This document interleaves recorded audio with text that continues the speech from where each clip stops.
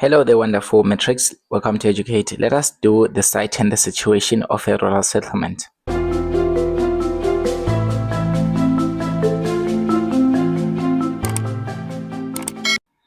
So now we've already talked about the rural settlement patterns as well as basically what a rural settlement is. Now, before choosing a location for a rural settlement, now you want to live in a rural areas and whatnot, you look at certain factors.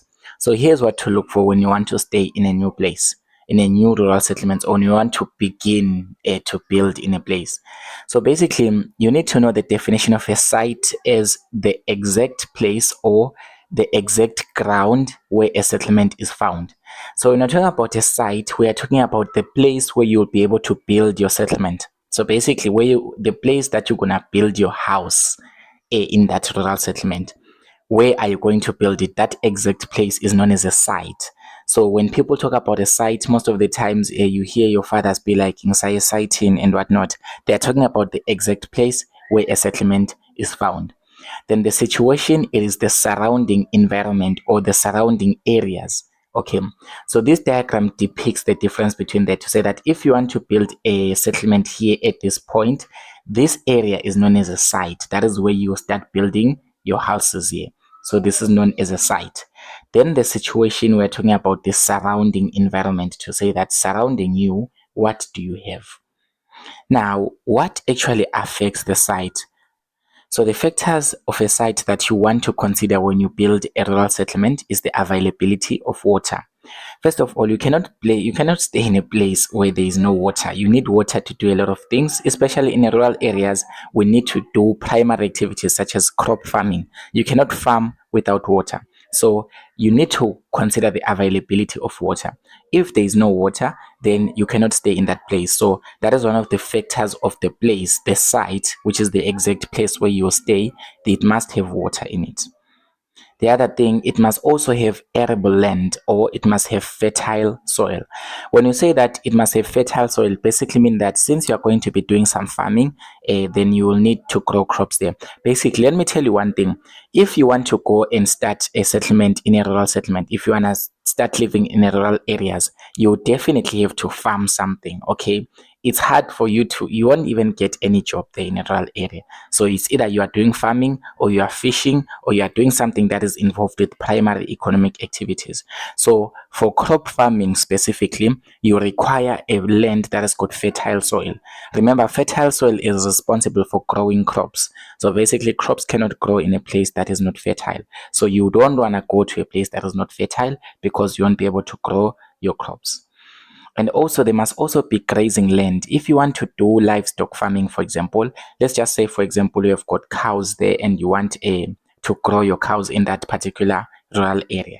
So when you decide on the site of the settlement that you're gonna take, you're gonna be looking for a place that has got grazing land or that has got pastoral land. Okay. So when you say that a place has got pastoral land, it just means it has got a place where they can find grass so that they can eat. Remember that livestock such as cows and goats and sheep, all of those they eat grass basically. So you wanna go to a place that has got grass and grazing land so that they can graze on that land and grow as well. And also you need a place that has got building materials such as clay. Because basically when you want to start to build, you need building materials. So if there's no clay, you'll probably be in a lot of trouble except if you're going to buy cement. But you are less likely going to find houses made of cement in rural areas because there is clay. Okay, so you need building materials such as clay, such as timber, such as wood, so that you can make those roofs and whatnot. So you need building materials. And lastly, you need also energy resources such as wood. Remember that there is less electricity in rural areas. So at least you need some energy resources. You need to have some wood. Maybe you can try to cut down some trees. And when you cut down the trees, you dry them and then you burn them and you have got fire. That's an energy source. You want something to use to cook. Okay. So basically, these are the factors of a site that you need to consider. The factors of the exact place that you're going to stay. Because if all of this is not in the exact place that you are staying, which is your site, then you cannot be able to live in that place. You cannot live without water. You cannot live without in a place that you cannot farm in. the livestock will die if there's no grazing land in the site of your settlement. Okay. And if there's no building material, you won't be able to even build the house there.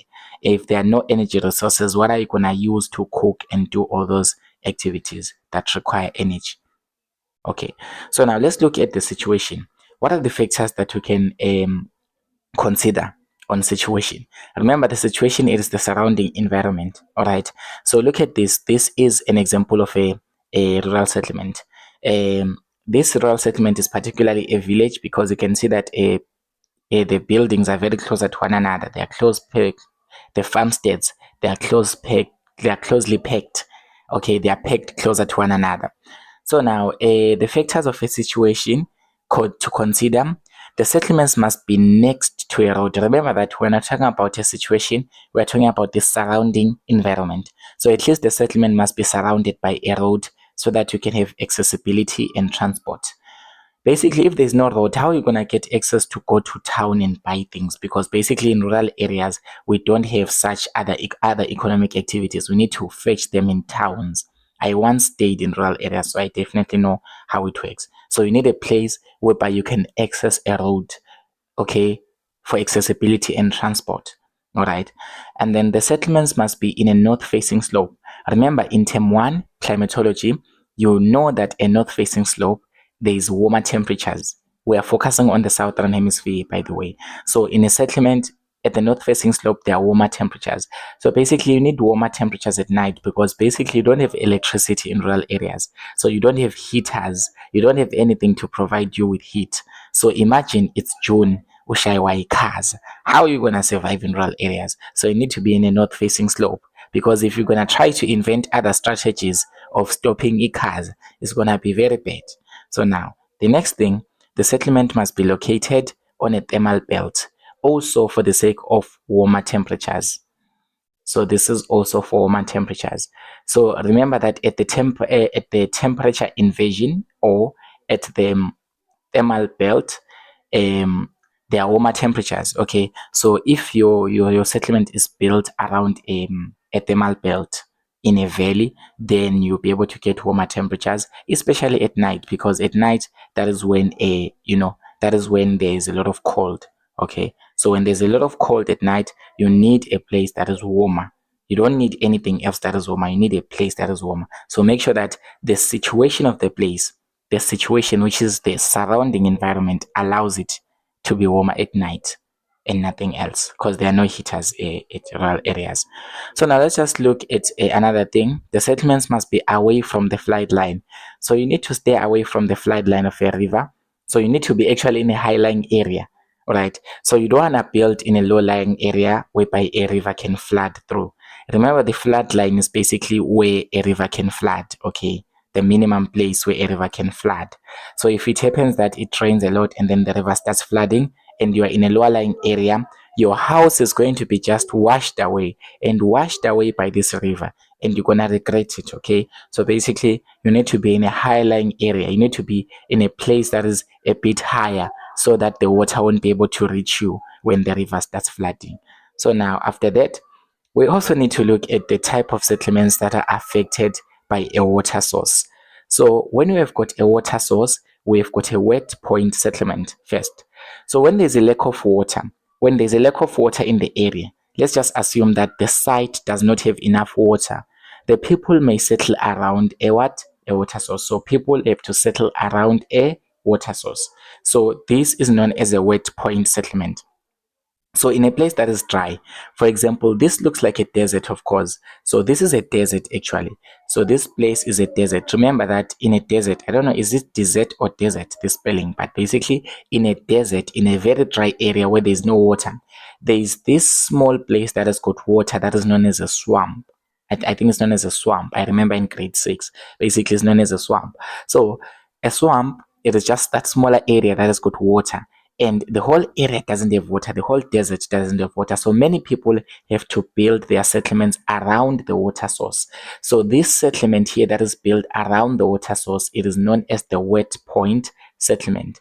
It's a wet point settlement for the mere fact that the people have gathered. The people have gathered around that water source since the area does not have water. So it's known as a wet point settlement. So in a typical diagram, you're going to see something like this. This is a river. This is a water source. So you can see that this is a what? This is a water source. This is a river. So now we assume that the area does not have water. Maybe this area, this river is an exhaustive river. All right. Here is a river here. So this river that we have here, and here this is a settlement. You can see that people are building here around the flat plain. Remember that the area surrounding a river, the flat area surrounding a river at the lower course, it is a flat, it's a flat plain. It's a wide area, it's a flat area, it's a gentle gradient. You can stay there. Okay, you can build settlements there.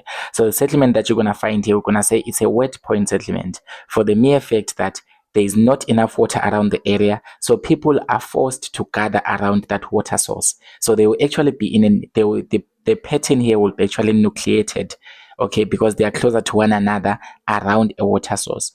Okay, so these are wet point settlements.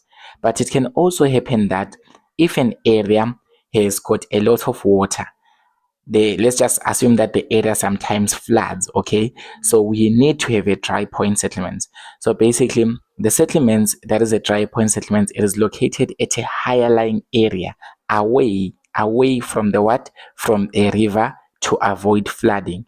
So if you are going to stay in a place where it is known that the river around that place floods, but yeah, whatever. But basically, if you're gonna be in a place where a river floods a lot, you know that you'd want to stay here in the lower lying area. Let's assume that your river is flowing here at this point. Who are you to come and build your little house here? Obviously, your house here is going to be washed away. That doesn't even make sense, grade 12. So make better decisions in life, all right? So whenever the river will flood here, it will eventually kukula your house and probably kukula you as well. All right, so rest in peace in advance. So basically, a dry point settlement, you have to build in a higher lying area. Look at this is a mountainous area. Even if the river floods, it won't even be able to get to the top part of the mountain, assuming that it doesn't do headward erosion and whatnot. But basically, if the river is flooding here in the lower lying area, you need to stay at a high lying area here. So you can see that the situation of the settlement here, which is the river. Remember, at the situation, we have said that the settlements must be built away from the flood line. So this is a dry point settlement. It is built away from the river because the river floods out. So this settlement is built on a raised mountain or in a highland area so that we can avoid flooding. So who are you when to build your small castle here? Comment down below if you've got any problem with my question. Thank you, ladies and gentlemen, for watching this video. Don't forget to subscribe to the channel. Tell your friends to stay tuned.